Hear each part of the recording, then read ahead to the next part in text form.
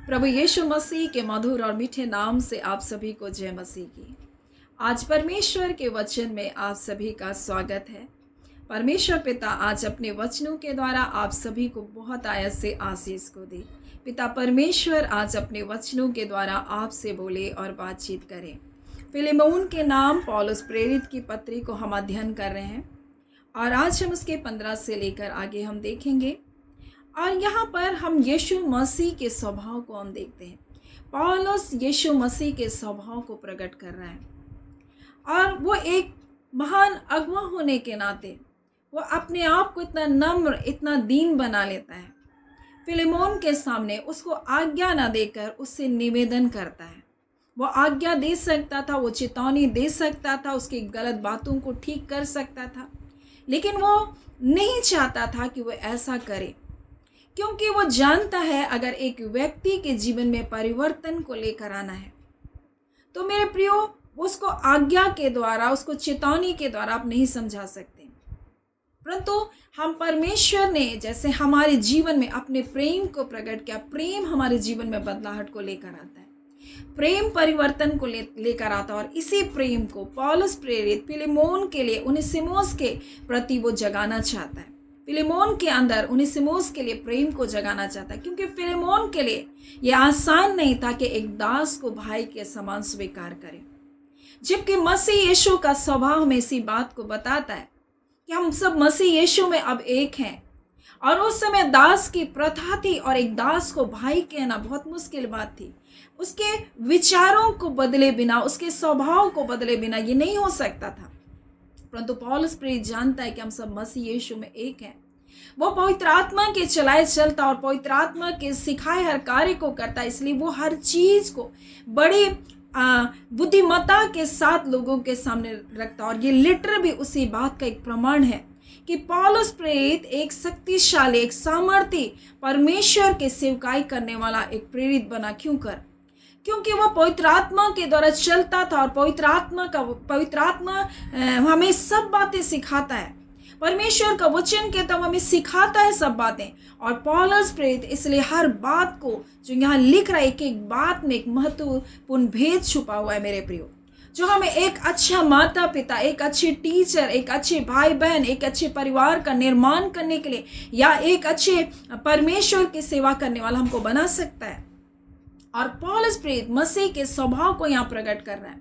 और वो उनेसिमुस जो कैद में प्रभु यीशु मसीह को स्वीकार किया और वो उसके लिए लेटर लिखते हुए फिलेमोन से कहता है पहले वो तेरे काम का नहीं था, परंतु अब मेरे और तेरे दोनों के वो काम का है। क्योंकि अब उनेसिमुस दबाव के साथ नहीं परंतु स्वेच्छा से वो पौलुस की सेवा कर रहा है और वो पौलुस के हृदय का टुकड़ा बन चुका है। पौलुस उससे बहुत प्रेम करता, उसके बारे में कहता वो तो मेरा बच्चा है। वो कहता है जो मेरे इस कैद में वो मुझसे पैदा हुआ, मुझसे उत्पन्न हुआ कह रहा है, यानी वो नया जन्म को वहां पाया। उसका जीवन, उसका हृदय परिवर्तन हो चुका है उनेसिमुस का, उस गुलाम का। और इसलिए कह रहा है अब तू उसे दास के समान नहीं परंतु एक भाई के समान स्वीकार कर। और यहाँ पर हम देखते हैं वो कहता है कि ना सिर्फ वो मेरे हृदय का टुकड़ा है, परंतु जब हम आगे पढ़ेंगे तो कहता वो मेरे लिए बहुत विशेष है। अगर तू मुझे अपना सहयोगी जानता है, अगर तू मुझसे प्रेम करता है, अगर तू मुझे अपना समझता है, तो जैसे तू मुझे स्वीकार किया वैसे उनेसिमुस को तू क्या कर स्वीकार कर। और यहाँ पर जब हम 15 से आगे पढ़ेंगे तो कुछ महत्वपूर्ण बातें हमें सीखने के लिए यहाँ, क्योंकि क्या जाने वह तुझसे कुछ दिनों के लिए इस कारण अलग हुआ कि सदैव तेरे निकट रहे। इस लेटर में इस प्रकार से वो कह रहा है। उनेसिमुस के हाथों ये पत्र फिलेमोन के पास भेजाते हुए वो कह रहा है क्या जाने वो तेरे पास से इसलिए कुछ दिन के लिए दूर रहा कि सदैव तेरे पास रहे। वो ये नहीं कह रहा है कि वो तेरे पास से भाग गया और इसलिए अब तू उसे स्वीकार कर, नहीं। वो शब्दों को अच्छी रीति से जानता है, कौन से शब्द तोड़ सकते हैं, कौन से शब्द जोड़ सकते हैं।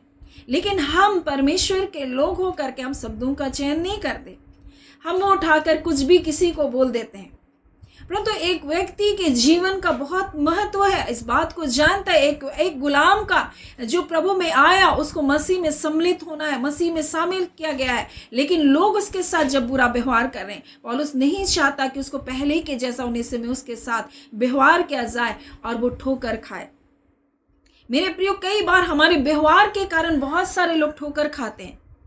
वो आते हैं परमेश्वर के प्रेम को देकर, लेकिन आपके व्यवहार उसको चोट पहुंचा देते हैं, आपके शब्द उसको चोट पहुंचा देते हैं।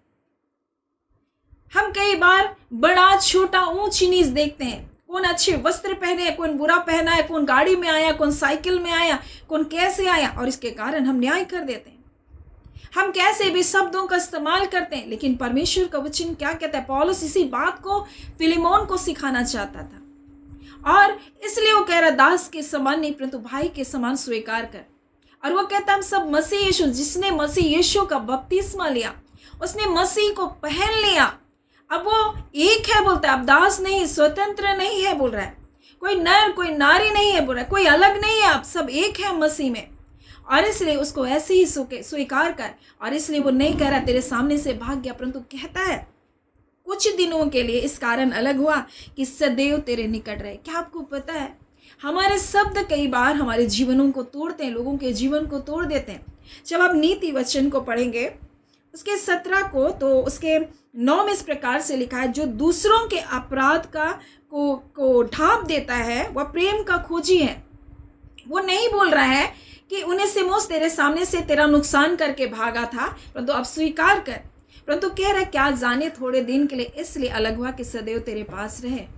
और वो कह रहा है जो दूसरों के अपराधों को तुम ढांपो बोल रहा है, क्योंकि वही तो प्रेम का खोजी है। वो प्रेम का प्रमाण को दे रहा, परमेश्वर के प्रेम को प्रकट कर रहा है पौलुस, और उसके अपराध को तू क्षमा कर बोल रहा है, और उसको सिखा रहा है वो फिलेमोन को, अपना जानकर उसके जीवन में बदलाहट को लाना चाह रहा है, उसके विचारों को बदलना चाह रहा है, क्योंकि गुलाम को भाई जैसा स्वीकार करना आसान नहीं था।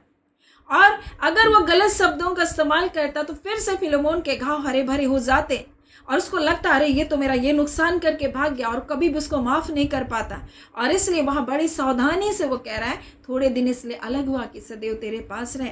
और इसलिए कहता है जो बात की चर्चा बार बार करता है वो परम मित्रों में भी फूट कर आता है। अगर हम शब्दों को बार बार, एक ही बात को बार बार बोलेंगे, भाग गया अगर बोलता तो क्या करता, वो उसके जीवन में और भी कड़वाहट को लेकर आता, वो कभी उसको स्वीकार नहीं कर पाता, कभी उसको माफ़ नहीं कर पाता। मेरे प्रियो, आज हम घर में कैसे बात करते हैं, हम पिछली पुरानी बातों को बार बार हम बोलते रहते हैं। हम बार बार बोलने के कारण हमारे परिवार का निर्माण होने के वजह वो टूट जाता है।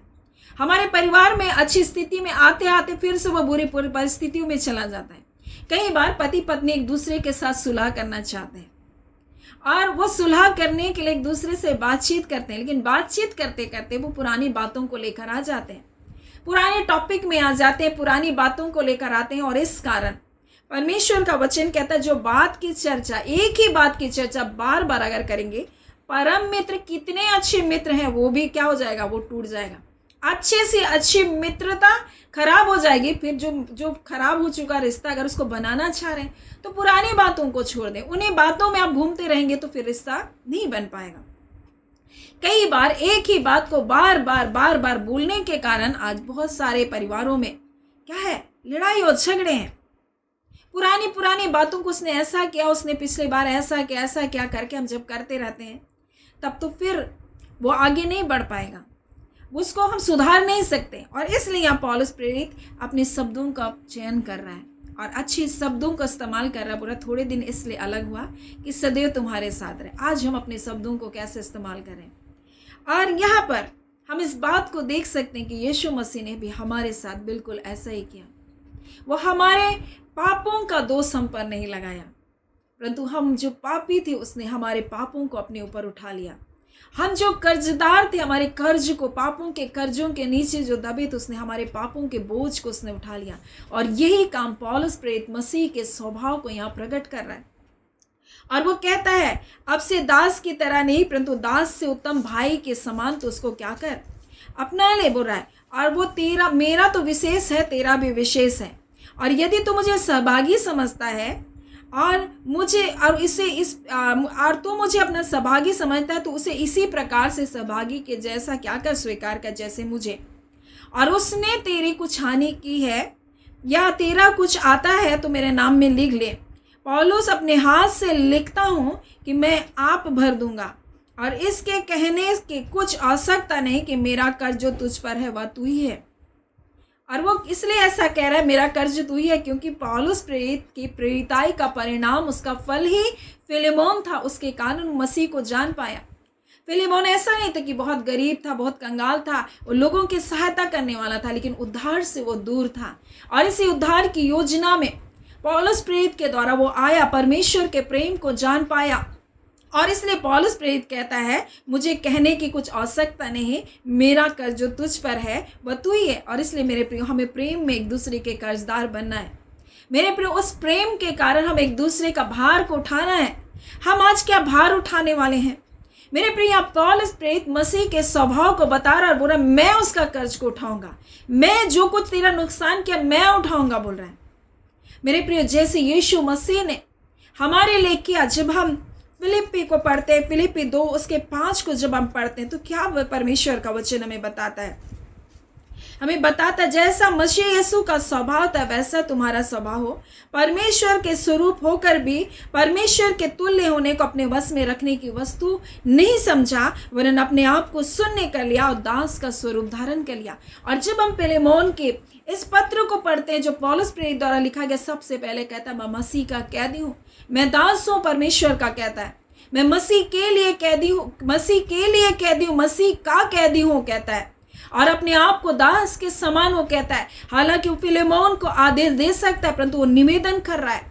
बोलता है, मुझको साहस है कि मैं तुझको आज्ञा दूं, परंतु मुझको ज्यादा अच्छा लगा कि मैं तुझसे विनती करूं प्रेम पूर्वक कि तू उन्हें सिमोस को भाई के समान स्वीकार कर ले। अगर उसका कोई कर्ज है तो कर्ज मुझ पर हो, बोल रहा है, मैं उसके कर्ज को भरूंगा, बोल रहा है। जैसे यीशु मसीह ने हमारे लिए हमारे दंड को उसने उठाया, हमारे कर्ज की उसने भरपाई की, उसने क्रूस की मृत्यु सह ली। मेरे प्रियो, पाप की मजदूरी मृत्यु थी और उसने मृत्यु को सह लिया हमारे लिए, मेरे प्रियो। और उसी स्वभाव को वो फिलेमोन को बता रहा है, उस प्रेम को प्रकट कर रहा है, मसीह के स्वभाव को, मसीह के प्रेम को प्रकट कर रहा है। और वो चाहता है कि फिलेमोन भी मसीह के स्वभाव को क्या करे, ग्रहण कर ले। आज बहुत बार हम मसीह में तो आ जाते हैं, लेकिन मसीह का स्वभाव में हमारा जीवन नहीं होता।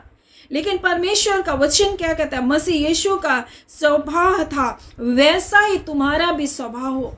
और पौलुस प्रेरित मसीह के स्वभाव को प्रकट कर रहा है, और वो चाहता फिलेमोन भी मसीह के स्वभाव में आए और लोगों को ऐसे स्वीकार करे कि वो मसीह में हम सब एक हैं, ना कि भेदभाव करे, ना कि वो ऊंचा नीचा समझे, और उसको वैसे स्वीकार करे जैसे मसीह ने हमको स्वीकार किया, वैसे ही क्षमा करे जैसे मसीह ने हमको क्षमा किया। मेरे प्रिय, वैसे प्रेम करे जैसे मसीह ने हमसे प्रेम किया। आज इसी बात को हमारे जीवन के लिए परमेश्वर बताना चाहता है। पौलुस प्रेरित यीशु के स्वभाव को प्रकट कर रहा है। वो चाहता है कि फिलेमोन भी यीशु के स्वभाव को स्वीकार करे, उसी के स्वभाव में जीवन को जिए। आज परमेश्वर भी चाहता है कि हम भी मसीह के स्वभाव में रहें। हम अपने शब्दों का चयन करें, हम नम्र बने उसके सामने, परमेश्वर के सामने। हम लोगों के साथ भी ऐसी ऊंची आवाज में अपने रुतबे को दिखाकर या अपने अधिकार को दिखाकर जैसे हम बात ना करें। पौलुस प्रेरित एक महान अगुवा होकर के भी उसने अपने अधिकारों का इस्तेमाल नहीं किया। मेरे प्रिय, वो कहता है, मैं बढ़ना भी जानता हूं, मैं घटना भी जानता हूं, मैं हर दशा में संतुष्ट भी होना जानता हूं। मेरे प्रिय, मसीह हमारा भेदभाव नहीं करता, क्योंकि परमेश्वर ने हमें अपने स्वरूप, अपने समानता में बनाया। आज हम मसीह यीशु में एक है, इसलिए हमें भी भेदभावपूर्ण जीवन को नहीं जीना। आज भेदभाव कहीं ना कहीं मसीह को चोट पहुंचाता है, मसीह के हृदय को दुखित करता है, क्योंकि हम मसीह में देह में रह करके हम एक दूसरे से लड़ते भिड़ते रहते हैं। हम एक दूसरे को काट खाने के लिए उतारू, हम अपने शब्दों से एक दूसरे के चितड़े उड़ा देते हैं, हम एक दूसरे के जीवन को, हृदय को छलनी कर देते हैं। लेकिन पौलुस प्रेरित अपने शब्दों का चयन सोच समझ कर रहा है। वो जानता है, अगर मैं ऐसी बात को बोलूंगा, फिलेमोन का हृदय फिर से पुराने घाव ताजा हो जाएंगे। और कहता है, मैं भर दूंगा। और वो कहता है कि तुम भी मेरे कर्जदार हो, क्योंकि वो जानता है कि फिलेमोन ने परमेश्वर के प्रेम को मेरे द्वारा जाना। मेरे प्रिय, आज मैं आपको क्या बताना चाहती हूँ? मैं आपको बताना चाहती हूँ, क्या हम अपने शब्दों का चयन सोच समझ कर करते हैं? क्या हम मसीह के स्वभाव को अपने जीवन में प्रकट कर रहे हैं? क्या हम एक दूसरे को माफ़ करने वाले हैं? क्या हम एक दूसरे को वैसे स्वीकार करने वाले हैं जैसे मसीह ने हमको स्वीकार किया? उसने हमारे अपराधों को क्षमा किया। बोलता है, जैसे मैंने तुम्हारे अपराधों को क्षमा किया, वैसे तुम भी एक दूसरे के अपराधों को क्षमा करो। हम कैसे लोगों के अपराधों को क्षमा करें? हम तो क्षमा चाहते हैं, क्या हम क्षमा वैसा कर रहे हैं? हम तो प्रेम चाहते हैं, परंतु क्या हम ऐसा प्रेम कर रहे हैं? हम अपने आप को अच्छा समझते, दूसरे को तुच्छ समझने लगते हैं, लेकिन कई बार हमें अपने जीवन को भी देखने की आवश्यकता है। पौलुस प्रेरित मसीह के प्रेम को, मसीह के स्वभाव को वहाँ प्रकट कर रहे हैं, और वो चाहता है फिलेमोन भी मसीह के स्वभाव, मसीह के प्रेम को प्रकट करे, उनेसिमुस के प्रति, एक दास के प्रति। आज परमेश्वर चाहता है हम भी मसीह के प्रेम को प्रकट करें, उसके स्वभाव को हमारे जीवन से प्रकट करें। सो परमेश्वर पिता इन वचनों के द्वारा आप सभी के जीवन को बहुत ऐसे आशीष को दे। आमीन। हम प्रार्थना करेंगे। Hallelujah, hallelujah. धन्यवाद देते हैं प्यारे पिता, प्रभु यीशु के नाम से अब हम आपके पास आते हैं। आज के सुंदर समय के लिए प्रभु आपका धन्यवाद देते हैं। हम धन्यवाद देते हैं खुदान परमेश्वर, इस फिलेमोन की पत्री को परमेश्वर पिता अध्ययन करते हुए परमेश्वर प्रभु जी हमें बहुत सारी अद्भुत बातों को आपने सिखाया है प्रभु जी, और निश्चय करके परमेश्वर ये बातें हमें मसीह के स्वभाव में बढ़ने के लिए परमेश्वर प्रभु जी सहायता करता है। प्रभु हमें अपने जीवन को जांचने के लिए प्रभु सहायता करता है प्रभु। हाँ पिता परमेश्वर प्रभु जी, हमें अपने परिवार में कहीं ना कहीं एक अगुवाई के स्थान में रखा है प्रभु जी, और हम उनसे कैसा व्यवहार करते हैं परमेश्वर, हम उनसे कैसे बातचीत करते हैं प्रभु जी, हम उनको कैसे परमेश्वर पिता परमेश्वर आपके मार्गों में बढ़ने के लिए सहायता करते प्रभु जी, इस बात को हमें पत्र सिखा रहा है प्रभु। हम आपका धन्यवाद देते हैं पिता, और निश्चय करके परमेश्वर एक एक व्यूअर्स परमेश्वर पिता जब इन वचनों को परमेश्वर सीखते उनके परिवार में बड़ी आशीष होने पाए। हाँ पिता, उनके परिवारों के संबंध मजबूत होने पाए परमेश्वर,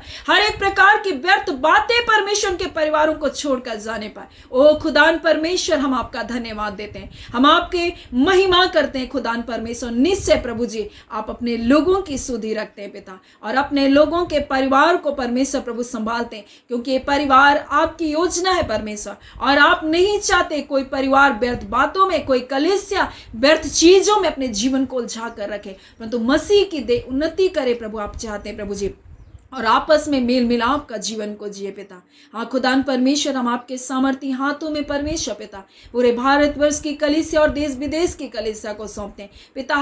हर एक लोग मसीह के प्रेम में एक होने पाए पिता, और आपके आगमन के लिए अपने जीवन को तैयार करे परमेश्वर। हर प्रकार की व्यर्थ बातों को परमेश्वर, हर प्रकार की उलझाने वाली बातों को परमेश्वर, हर कड़वाहट को, व्यर्थ चीजों से अपने जीवन को निकाल बाहर करने पाए, और एक दूसरे से प्रेम करने वाले बन सके। हाँ खुदान परमेश्वर पिता प्रभु जी, क्योंकि जो प्रेम करता है प्रभु सारी व्यवस्था को पूरा करता है खुदान परमेश्वर। हाँ खुदान परमेश्वर प्रभु जी, और आप कहते हैं परमेश्वर अगर तुम प्रेम करते हो मुझसे प्रभु जी, अपने प्रेम का प्रमाण दो खुदान परमेश्वर। आज खुदान परमेश्वर ये हमारा समय है प्रभु जी कि आपने हमसे प्रेम तो किया प्रभु जी, आज परमेश्वर प्रभु जी हम भी अपने जीवन से अपने प्रेम का प्रमाण देने पाए, और जैसा आपका स्वभाव है प्रभु वैसे स्वभाव में अपने जीवन को जीने पाए। सो पवित्र आत्मा प्रभु एक एक जन को सिखाए, समझाए परमेश्वर। हाँ पिता परमेश्वर, एक एक की जुबानों को परमेश्वर अपने नियंत्रण में ले लीजिए। आज गलत शब्दों के कारण अगर किसी के हृदय को तोड़ने वाले ये जीव है, आज वो जीव यीशु के नाम से बदलने पाए।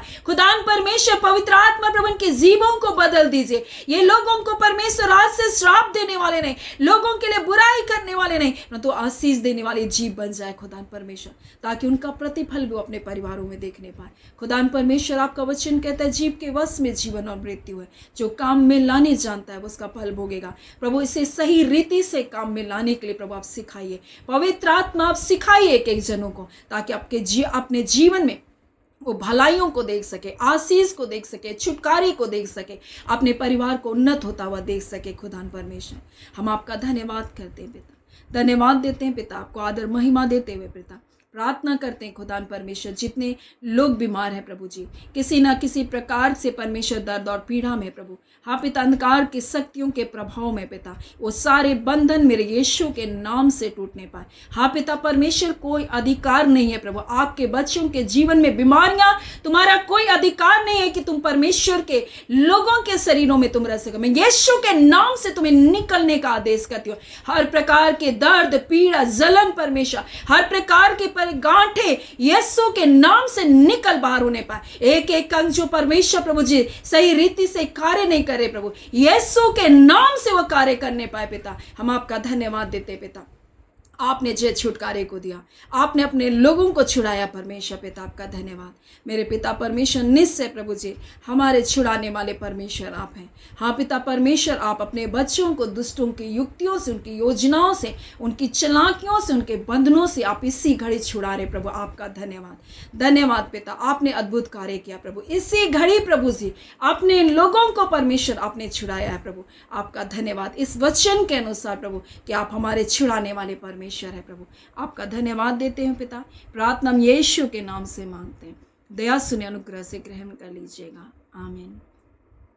परमेश्वर पिता आप सभी को बहुत ऐसे आशीष को दे। आमीन।